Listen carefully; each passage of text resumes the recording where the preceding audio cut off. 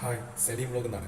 വയനാട് ദുരന്തത്തിൽപ്പെട്ട് എല്ലാം നഷ്ടമായവർക്ക് സഹായ വാഗ്ദാനങ്ങളുമായി വ്യക്തികളും സംഘടനകളും രാഷ്ട്രീയ പാർട്ടികളും സർക്കാരും എല്ലാവരും മുന്നോട്ട് വന്നു. ആ വാഗ്ദാനങ്ങൾ ഓരോന്നായി പാലിക്കപ്പെടും എന്ന പ്രതീക്ഷയിലാണ് ദുരന്ത ബാധിതർ. മുസ്ലിം ലീഗ് വാഗ്ദാനം ചെയ്ത 105 വീടുകളിൽ 51 വീടിന്റെ പണി പൂർത്തിയായിരിക്കുകയാണ്. ഒടുവിൽ വയനാട്ടുകാരോട് വാക്ക് പാലിച്ച് പണി കഴിഞ്ഞ 51 വീടുകളുടെ ഗൃഹപ്രവേശനം പിന്നെ എല്ലാ മനുഷ്യരുമുള്ള സാഹോദര്യം, ആ സാഹോദര്യ ബന്ധം കാത്തു സൂക്ഷിച്ചുകൊണ്ട് തന്നെ നിങ്ങൾ ജീവിക്കുക. ബന്ധുക്കളും വീടും കിടപ്പാടവും എല്ലാം നഷ്ടപ്പെട്ട് പകച്ചുപോയ ഒരു ജനതയ്ക്ക് താങ്ങും തണലായി ലീഗ് മാറുമ്പോൾ ദുരിതം പേറിയവർക്ക് അത് വളരെ വലിയൊരു ആശ്വാസമാണ്.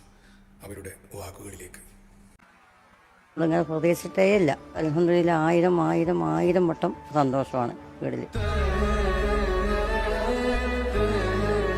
അന്ന് മുതൽ ഇന്ന് വേദിയിൽ ഇങ്ങനെ വന്നിരുന്നപ്പോൾ ഒരു സങ്കടം. ഞങ്ങൾ എല്ലാ മുതലും പോയി, ഇങ്ങനെ ഒരു അവസ്ഥയിൽ ഞങ്ങൾ വന്നിരിക്കുന്നത്.